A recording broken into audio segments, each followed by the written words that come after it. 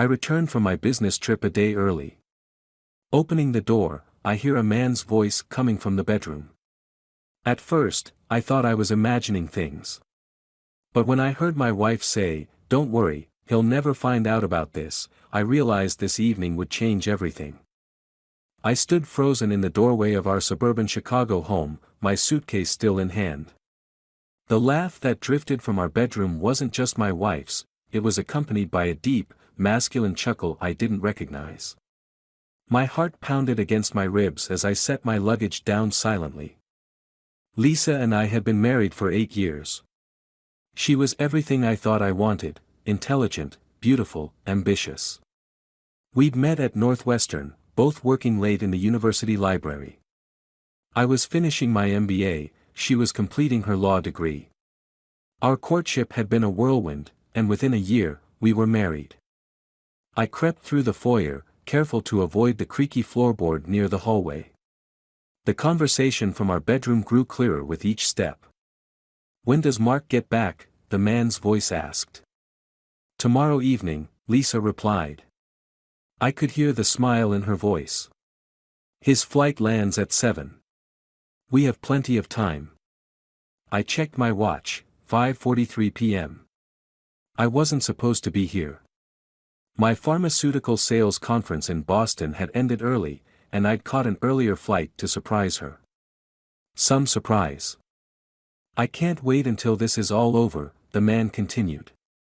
"How much longer do you think we need to wait?" My body tensed. What were they planning? "Just a few more months," Lisa answered. "When he finally agrees to sell the house, we'll be set. His family's trust is tied up in it, and once that's liquidated." She trailed off, and they both laughed again. I leaned against the wall, trying to process what I was hearing. This wasn't just an affair. This was calculated. Planned. "When he's traveling, I can finally breathe," she continued. "Do you know how exhausting it is, pretending to be the perfect wife? Always interested in his boring stories about pharmaceutical sales figures." I thought of all the nights I'd excitedly shared my work accomplishments, how she'd smiled and nodded enthusiastically. Had it all been an act? "When he leaves, it's like a weight lifting off my chest," she sighed. "I can't wait until we get rid of him for good." The man laughed. "And that trust fund of his will make it all worthwhile." My grandfather had left me a substantial inheritance, much of it tied to our property in Lake Forest. The house had been in my family for generations, worth over $2 million now. Lisa had been pushing me to sell for months, arguing we could invest the money better elsewhere. I'd been hesitant, it was my family legacy, but had recently started considering it. Now I understood why. I backed away silently, not trusting myself to remain quiet if I heard any more.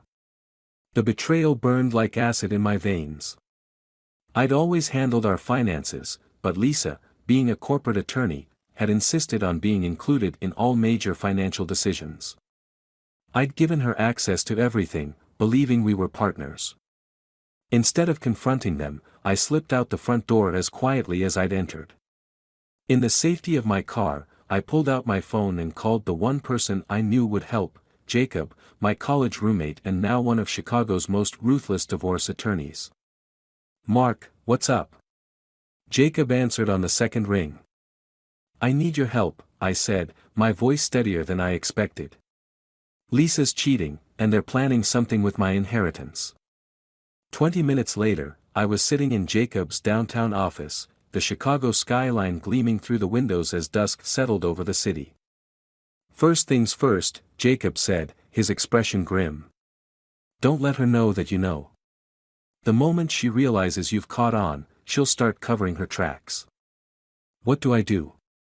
I asked, still numb. "You play along," he replied. "Make her think her plan is working.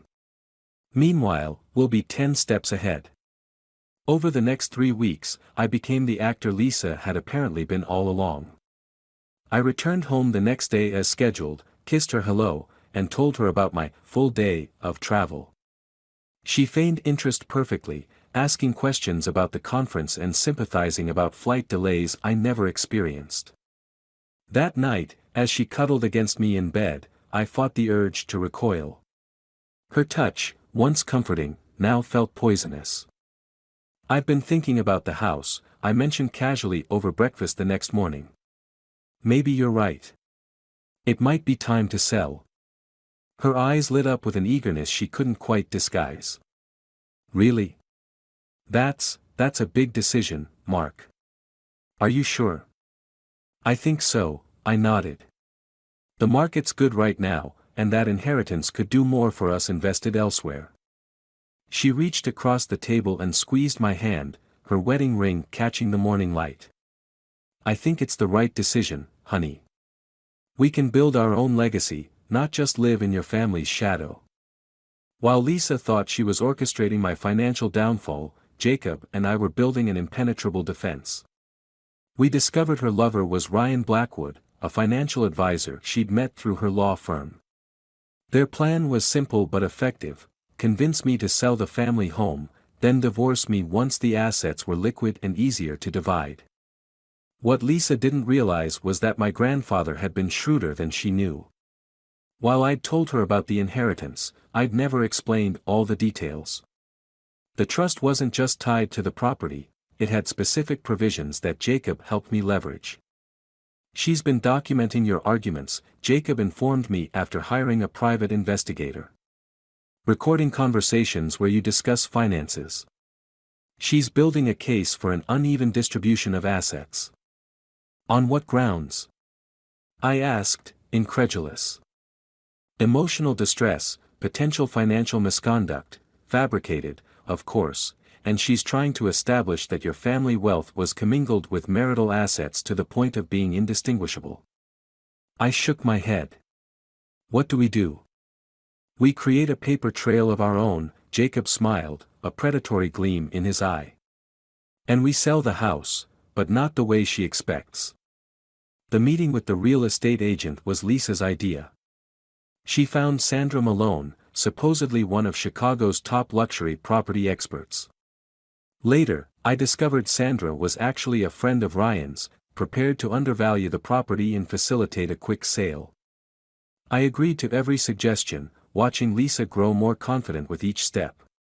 She began staying out later, claiming work events but returning with the faint scent of unfamiliar cologne. I said nothing, continuing my role as the oblivious, trusting husband.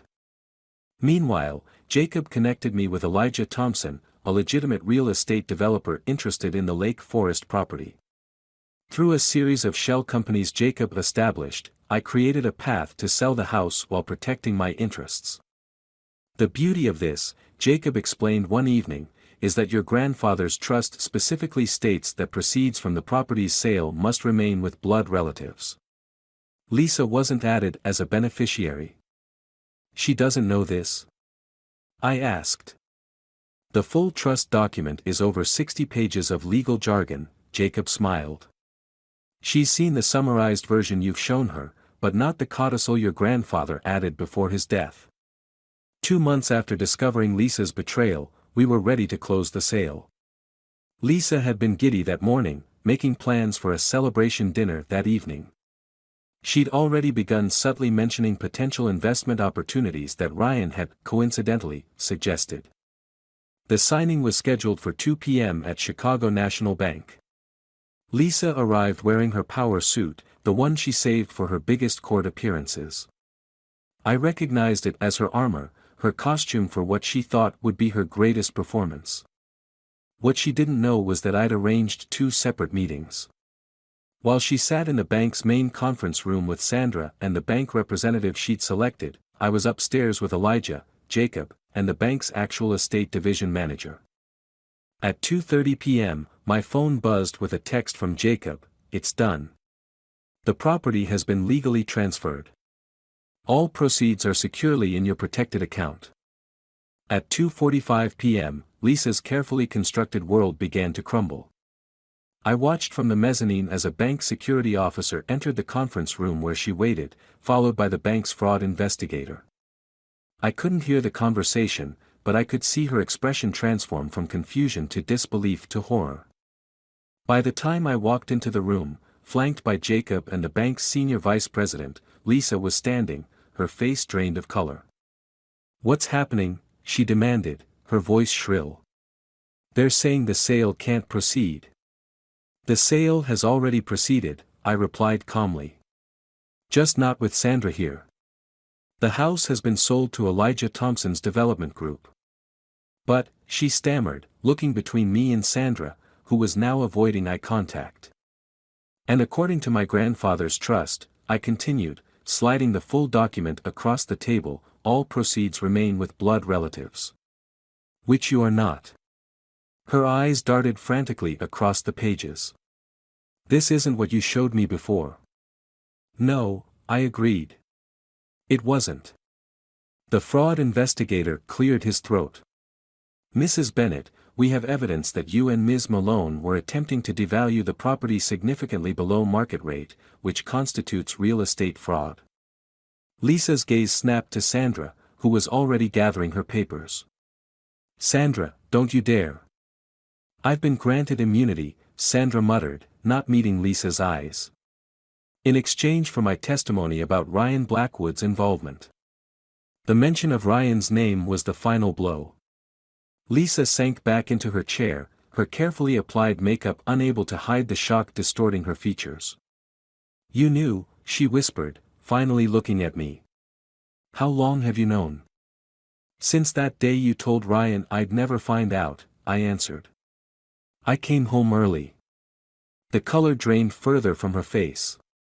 "Mark, I can explain." "Save it for your attorney," Jacob interrupted. "You'll need a good one. I've already filed divorce papers citing infidelity and conspiracy to commit fraud." Lisa's phone began ringing, Ryan's name flashed on the screen. She answered with trembling hands, listening for a moment before her expression crumpled. "He's backing out," she said hollowly after ending the call. "Says he can't be associated with this." I wasn't surprised. The private investigator had informed us that Ryan had a history of similar schemes, targeting wealthy individuals through their spouses. Once things got complicated, he always disappeared. "You'll never get away with this," Lisa hissed, trying to reclaim some control. "I know things about your business dealings. I can make trouble for you." Jacob smiled coldly.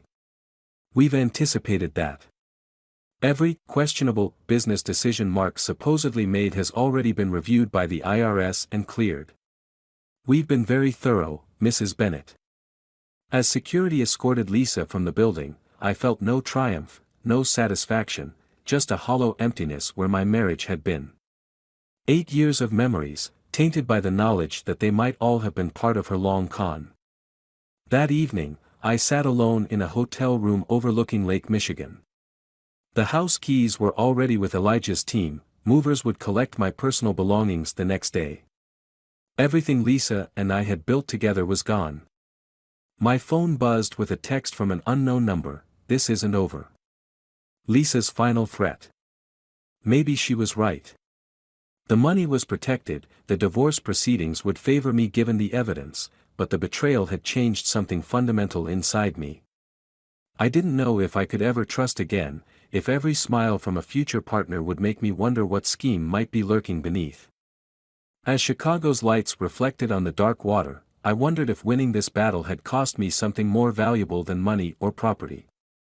Lisa had lost everything in her attempt to take what was mine. But as I sat alone in the growing darkness, I couldn't help but question if I had truly won after all.